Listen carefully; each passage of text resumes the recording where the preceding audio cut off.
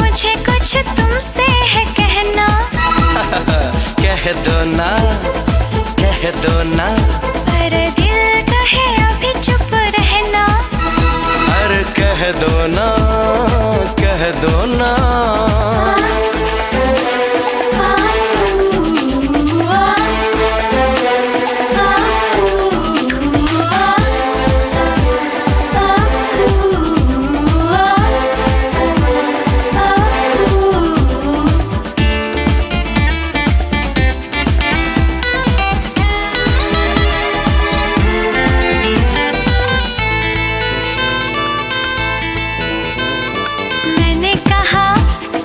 मैंने सुना, अरे मैंने तो कुछ भी कहा नहीं।